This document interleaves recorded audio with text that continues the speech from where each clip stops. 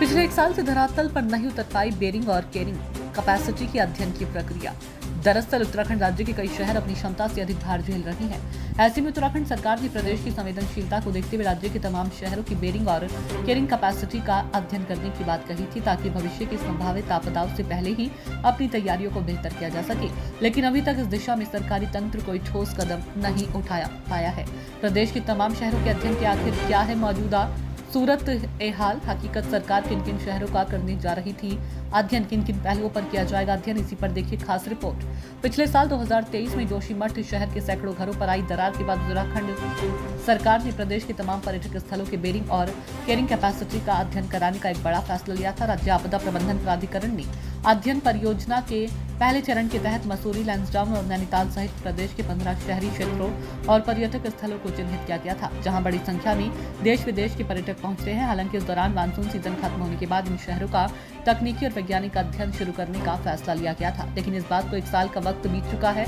बावजूद इसके अभी तक अध्ययन की प्रक्रिया शुरू नहीं हो पाई है। वहीं इस पूरे मामले में आपदा प्रबंधन सचिव विनोद कुमार सुमन ने बताया कि बिना अध्ययन ने बेरिंग और कैरिंग कैपेसिटी पर कुछ भी नहीं कहा जा सकता है, क्योंकि जब तक स्टडी नहीं कराई जाती तब तक ये कहना मुश्किल है कि अत्यधिक जनसंख्या या इंफ्रास्ट्रक्चर बढ़ाने की वजह से मुश्किलें पैदा हो रही हैं। फिलहाल कई स्थानों पर स्टडी कराए जाने की प्रक्रिया चल रही है।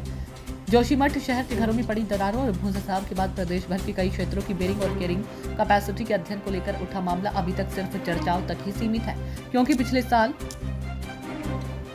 1 साल के भीतर अभी तक अध्ययन कराए जाने वाले शहरों के अध्ययन को लेकर कोई भी प्रक्रिया शुरू नहीं हो पाई। इसके अलावा इस साल 4 धाम की यात्रा के शुरुआती दौर में भारी संख्या में श्रद्धालुओं का 4 धाम यात्रा में पहुंचने के बाद भी 4 धाम यात्रा की बेरिंग और कैपेसिटी का मामला काफी चर्चाओं में रहा था। मानसून सीजन बीत चुका है, ऐसे में अब ये देखना होगा कि बेरिंग और कैरिंग कैपेसिटी का अध्ययन कराए जाने की आखिर कब तक शुरुआत हो पाएगी, या फिर ये मात्र कागजों तक ही सीमित रह जाएगी।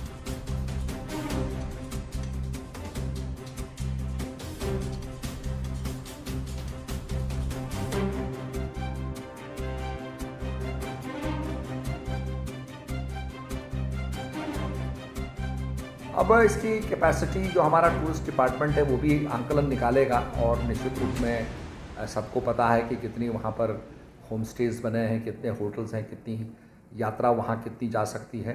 इन सब का आंकलन निकाल के हम लोग निश्चित रूप में कोई ना कोई प्रपोजल बनाएंगे, और आगे जो हमारे मुख्यमंत्री जी चाह रहे हैं कि उत्तराखंड यात्रा प्राधिकरण बन जाए, जिससे कि और सुचारू रूप से यात्रा हमारी चले।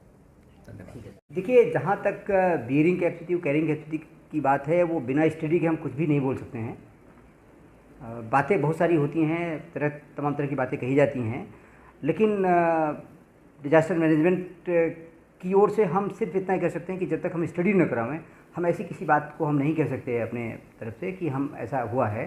हाँ, जहाँ तक स्टडी की बात है, कई जगह स्टडी कराने की कार्रवाई चल रही है, स्टडी कराया जाएगा। जब एक्सपर्ट्स बताएंगे तब हम कुछ बता सकते हैं, इसके बारे में कुछ बोल सकते हैं ऑफिशियल में। देखिए, अभी कई शहरों में इस तरह से कार्रवाई चल रही है कि यहाँ पे स्टडी कराया जाएगा। उसके लिए अभी पत्रावली गतिमान हो रही है, तो जहाँ जिसकी आवश्यकता है और किस तरह से कराया जाएगा उस पर विचार चल रहा है। जब कुछ आगे बढ़ेगी बात तो हम बताएंगे।